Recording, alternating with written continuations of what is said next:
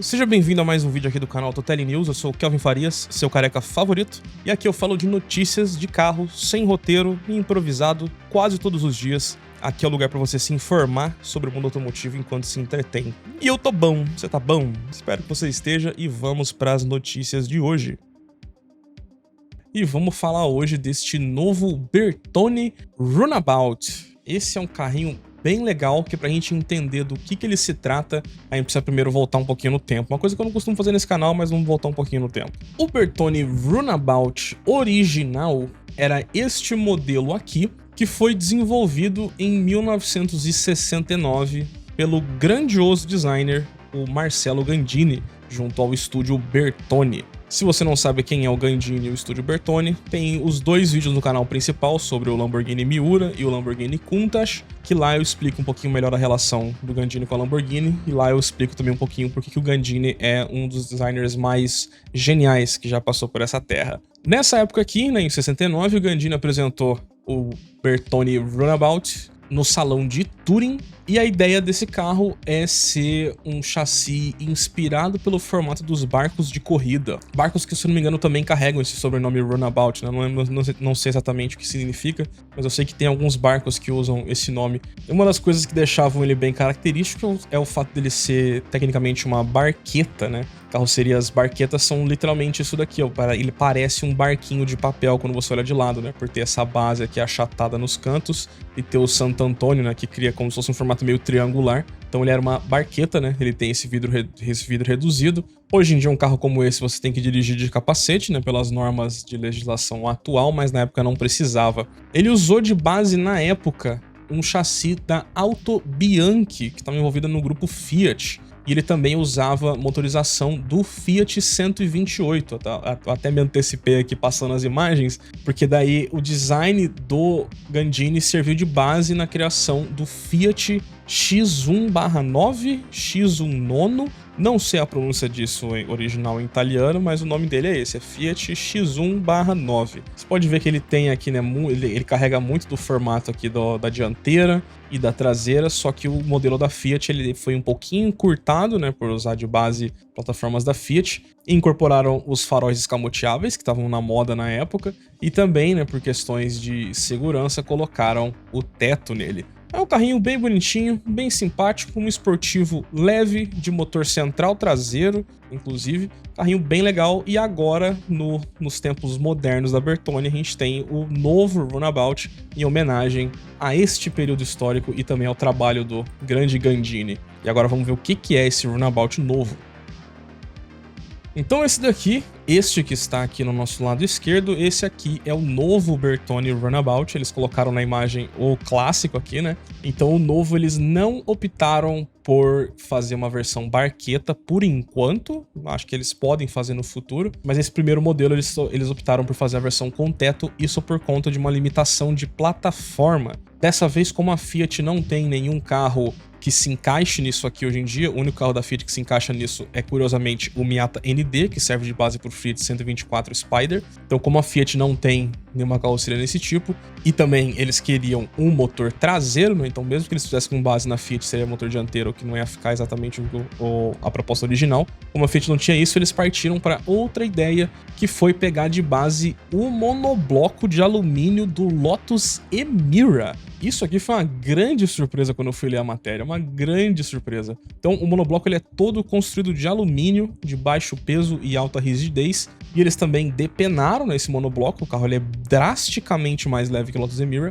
Esse daqui ele usa painéis de carroceria em fibra de carbono bem fina, o que levou o peso do carro para um peso também de Miata ND, né? Ele tá com 1.057 quilos de peso seco, carregando esse design clássico.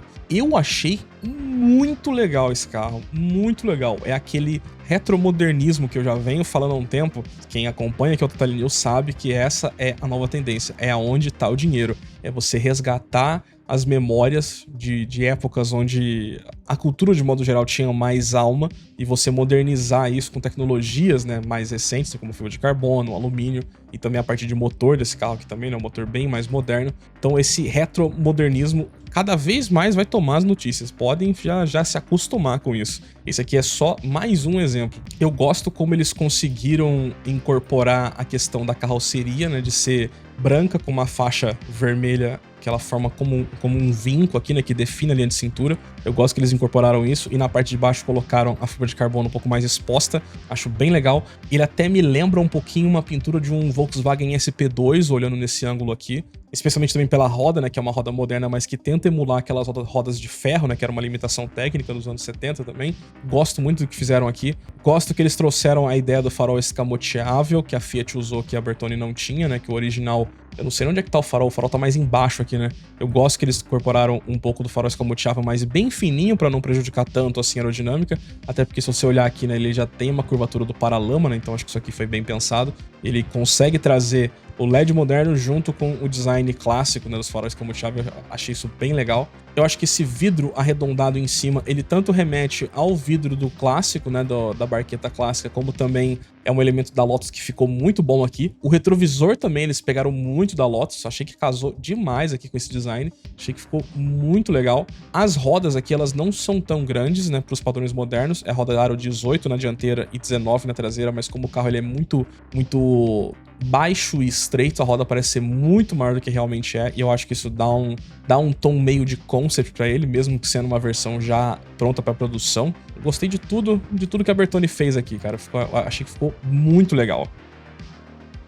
E aí entra na parte de motor, né? Porque esse daqui, diferente da versão Alto Bianchi, esse aqui é muito potente, muito mesmo. É um carro de 1.057 kg apenas, né, com chassi de alumínio, como eu falei, só que eles também trouxeram o motor do Lotus Emira. Não trouxeram o motor Mercedes do Lotus Emira, que inclusive também é uma coisa que o pessoal até nem comenta muito, que o Lotus Emira tem uma versão de 420 cavalos, né, que é com o motor Mercedes, que é o 4 cilindros em produção hoje mais potente do mundo, só que o Emira originalmente ele lançou com o 3.5 V6 da Toyota. Eu tava conversando no Discord esses dias e a gente tava percebendo que não existem mais opções de motores de 6 cilindros aspirados. Os únicos 6 cilindros aspirados que ainda existem é o Flat Six 4.0 da Porsche e esse mesmo 3.5 V6 que ele tá ainda assim naturalmente aspirado em alguns modelos, só que a versão mais forte dele é a versão Supercharged. Então esse daqui, ele é o mesmo motor do Emira mais potente.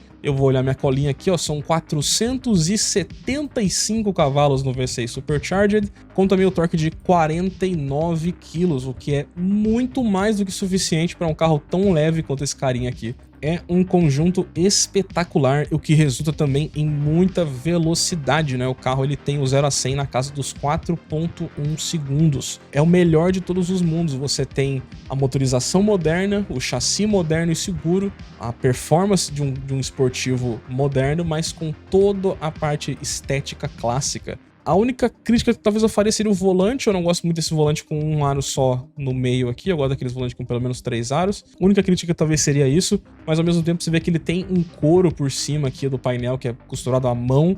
E também tem aqui, ó os 3 pedais aqui, ó. A gente tem o câmbio manual também.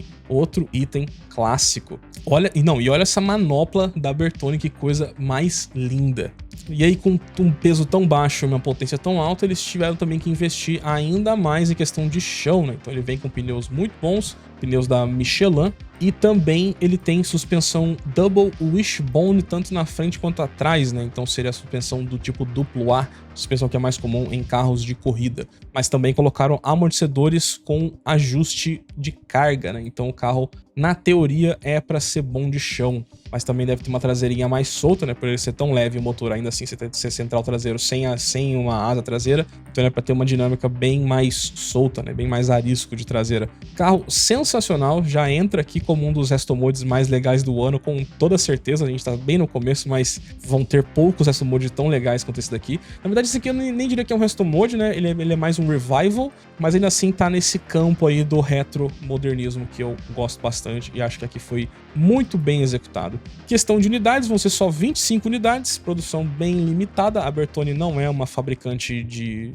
veículos em massa, eles produzem em série, mas em séries pequenas, e o preço já convertido em dólares está na casa dos 460 mil dólares, o que não é um preço nem um pouco barato, mas de novo, esse retromodernismo, ele é onde tá os produtos com maior margem de lucro hoje, né? Então são carros bem caros, é um preço aí, acho que tá no mesmo preço do Lamborghini Temerário, ou talvez até um pouquinho mais barato, né? Mas ainda assim é um preço bem caro. E cada vez mais a gente vai ver isso aqui, cada vez mais vai aparecer esse tipo de carro, porque dá lucro e é legal pra caramba. Então, como eu falei, se você quiser saber um pouco mais sobre a Bertone, veja o meu vídeo sobre o Lamborghini Miura, sobre o Lamborghini Countach. E se você quiser também ver mais sobre notícias da Bertone, a gente tem aqui um vídeo que eu acho que ele é do ano passado, do Bertone GB110, que é feito com base, se eu não me engano, no Huracan, com motor V10, né? Então o Bertone GB110 é o irmão maior desse carinha aqui. Eu vou deixar o link aí pra você clicar e assistir.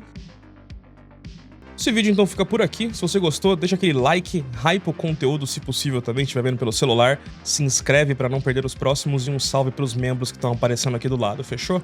Um abraço e até a próxima. Valeu!